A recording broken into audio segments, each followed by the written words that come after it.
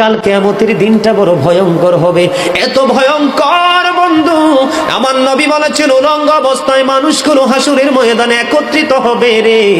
ও বন্ধু, প্রত্যেকের কবর থেকে ওই হাসুরের ময়দানটা কমপক্ষে 50,000 বছরের রাস্তা হবে রে বন্ধু। এই জন্য নবী যখন মেরাজের রজনীতে বোরাক দেখেছিল, আমার নবীকে আল্লাহ দাওয়াত দিয়েছে, বোরাক দেখে আমার নবী এত ক্রন্দন করেছিল, মনে হয়েছিল যেন আমার নবীর চক্ষু মুবারক দুইটা ঝর্ণা হয়ে গেছে। এই যুবক, কাল কিয়ামতের দিন ঘাম এত ঘামবে রে, কেউ মাজা পর্যন্ত, কেউ নাভি পর্যন্ত, কেউ বা আবার পুরো শরীর বন্ধু ঘামের নিচে ডুবে থাকবে, আবার মাথার মগজ টকবক টকবক করে উতরাইতে থাকবে রে। আল্লাহ বলেছেন লা ইয়ামুতু, people will not die that day, সেদিন মানুষ আর মরতে পারবে না। আল্লাহ বলেছেন ফিহা ওয়ালা ইয়াহইয়া, people will not be able to live that day, মানুষ সেদিন বাঁচতেও পারবে না।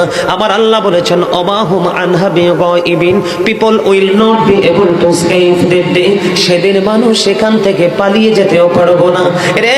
দুর্গাপুরের যুবক, হাদিস শরীফের মধ্যে এসেছে কাল কিয়ামতের দিন আল্লাহর আরশের ছায়া ছাড়া কোনো ছায়া থাকবে না। ওই কাল কিয়ামতের দিন এই দুর্গাপুরের যুবকগুলো চাইয়া দেখেন চাতক পাখির মতো বসে আছে। আমার কাছে এত সুন্দর লাগে রে যুবক, আমার হৃদয়টা ঠান্ডা হয়ে গেছে, কলিজা ছুঁয়ে গেছে তোমাদের উপস্থিতি এবং মনোযোগ। আল্লাহ রাব্বুল আলামিন হাদিস শরীফের মধ্যে এসেছে কাল কিয়ামতের দিন আর 7 শ্রেণীর মানুষকে আল্লাহর আরশের ছায়ার নিচে জায়গা দিবে রে। এর মধ্যে বিশাল একটা টিম থাকবে পৃথিবীর যুবকেরা। জোরে জোরে সুবহানাল্লাহ।